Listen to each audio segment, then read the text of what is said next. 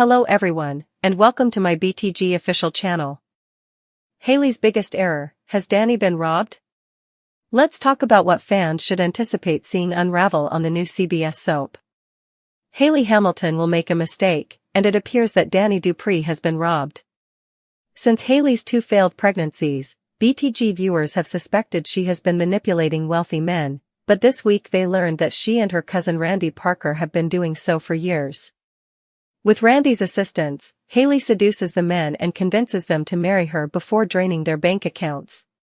Despite this, Hayley is extremely jaded due to Dani's betrayal by Bill Hamilton, which has hurt her ego. As a result, rather than sticking with the same old, Hayley wants to go big with Bill and get rid of him permanently. After all, if he dies, she will get a substantial $10 million, which could allow her to retire in luxury, eliminating the need for these con schemes.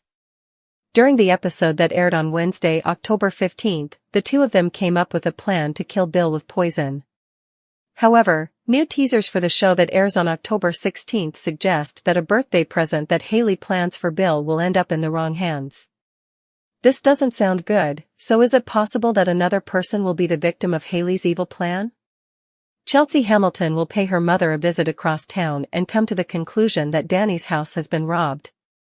Is this about something else, or will Hayley or Randy search the area? During Wednesday's show, Dani agreed that Andre Richardson could move in, so it's possible that Chelsea visits her mother's house and thinks Dani has been robbed. However, it could be more about the state of her mansion with a young man living there. In other news, the spoilers for Beyond the Gates suggest that Martin Richardson will get a proposal. A clip of Bradley "Smitty" Smith proposing to him on one knee during the weekly promo was shown, so it appears that this will come to an end during the October 16th episode. In the end, while one marriage is flourishing, another will be spiraling downward. Jacob Hawthorne and Naomi Hawthorne appear to be at a crossroads in their marriage as they continue to disagree about their pregnancy. Jacob has felt the pull of fatherhood ever since his wife announced that she was expecting. Naomi fears that having a child will ruin her career. Jacob had always been the quiet observer in the chaos that surrounded Hayley and Randy's world. While others were blinded by charm, manipulation, or fear, Jacob noticed the small inconsistencies, the lies tucked neatly between their smiles, the nervous glances exchanged when someone asked too many questions, and the strange disappearances that followed every argument. He wasn't supposed to care. Technically, he was just a friend, an outsider to their tangled web of deceit. But when Doug's sudden death shook the town and Randy's explanation didn't add up, Jacob's instincts whispered that something darker was hiding beneath the surface. The police had closed the case, labeling it an accident, but Jacob couldn't silence the unease gnawing at his conscience. So, one night, when the rain drummed against the window panes and the world outside seemed as restless as his thoughts, he made a decision that would change everything. He would find out the truth, no matter how deep he had to dig, no matter who got hurt. At first, his investigation was subtle. He began by revisiting old memories, texts, phone calls, photos, and those long-forgotten conversations that once seemed meaningless.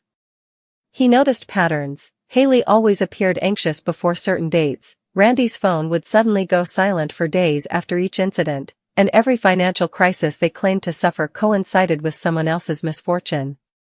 The puzzle pieces began aligning in a way that chilled him to the core. He started visiting the places Randy frequented, the bar by the docks, the auto garage on Maple Street, the shabby warehouse Randy called the workshop.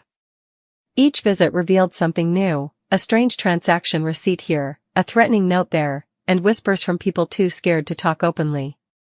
Jacob realized quickly that Randy wasn't just in over his head, he was orchestrating something sinister, and Hayley, with her perfect smile and innocent facade, was his willing partner. The deeper Jacob delved, the more dangerous things became. He broke into Randy's garage late one night, under the flickering orange light of a faulty street lamp. Inside, he found a metal briefcase hidden under a false floorboard. Inside were wads of cash, fake IDs, and a set of documents that made his stomach drop, insurance papers under Doug's name, signed just weeks before his death, listing Hayley as the primary beneficiary. The signatures were forged, but perfectly so, too perfect, in fact, to have been done in haste. Jacob knew then that Doug's death hadn't been an accident.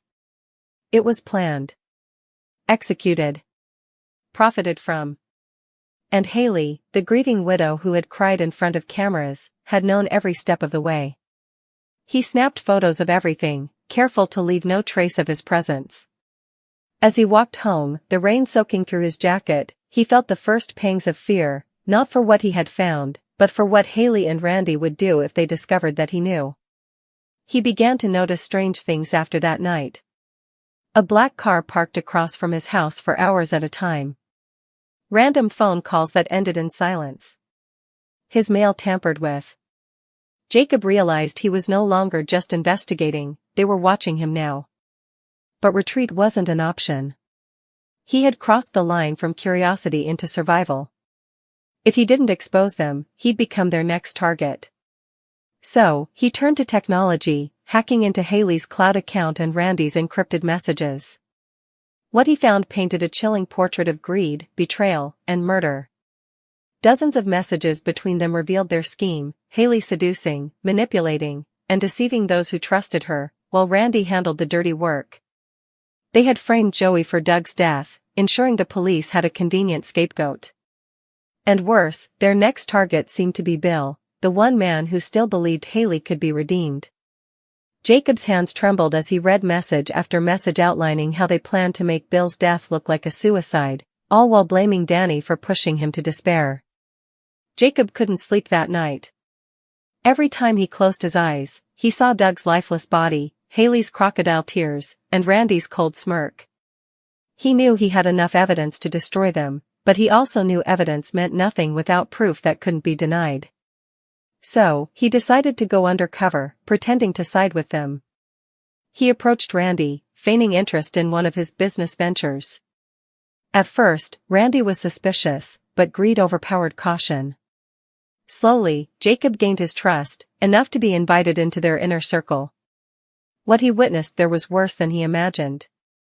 Hayley was no longer pretending to be kind. Behind closed doors, she was ruthless, calculating every move, using people like pawns on a chessboard. Randy, meanwhile, carried out her orders with loyalty bordering on obsession. Together, they were unstoppable, a queen and her knight ruling a kingdom of fear. Jacob began recording everything, meetings, phone calls, even secret videos from hidden cameras. The evidence grew, each file a piece of their downfall. But just as he was preparing to hand it over to the authorities, Hayley grew suspicious. She noticed his hesitations, his distant stares, his sudden avoidance of personal questions. One evening, she showed up at his apartment unannounced, wearing her usual disarming smile. "You've been quiet lately, Jacob," she said softly, her tone warm but her eyes sharp. "You wouldn't be hiding something from me, would you?" His pulse raced, but he managed to laugh it off, blaming stress and overwork. She pretended to believe him, but the tension in the room was suffocating. After she left, he knew his time was running out. He had to move fast.